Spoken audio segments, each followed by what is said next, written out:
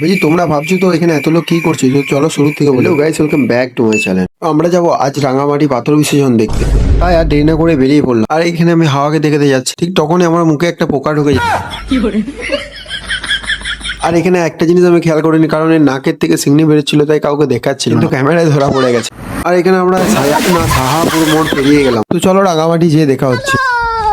তো ফাইনালি আমরা তো এসে পড়েছিলাম, এবারে ঘাটের দিকে যাব যেখানে পাথর বিসর্জন হচ্ছে। আর আমার সাথে সাথে আমার ভালোবাসা মানুষগুলো দেখছি আমার পেছনে পেছনেই আসছে সব। আর এই মনে হয় আমার বিগ ফ্যান, এমন ভাবে আমার দিকে দেখছিল যেন এক মুঠো বালি কুড়িয়ে এনে আমার মুখ দিকে ছুড়ে দেবে। তাই আমি মুখটা ঘুরিয়ে নিলাম। আর এখানেই হচ্ছে পাথর বিসর্জন। আমি কিন্তু প্রায় আধ ঘন্টা মতন দাঁড়িয়েছিলাম, কিন্তু পাথরটা কোথায় ভাসছে সেটাই আমার চোখে পড়লো না, কারণ আমি একটু দূরে ছিলাম, সেই জন্য দেখতে পাইনি। তোমরা অনেকেই ভাবছো ওইটা পাথর, কিন্তু ওটা আসলে পাথর না, ওটা হলো নারকেলটা ভাসছিল, আর পাথর ভাসছিল আরো দূরে, কারণ এখান থেকে দেখা যায়নি। তো চলো দেখা হচ্ছে নেক্সট ভিডিওতে। তোমরা যদি আমার এই চ্যানেলে নতুন হয়ে থেকে তাহলে ফলো সাবস্ক্রাইব করে আমার পাশেই থেকো।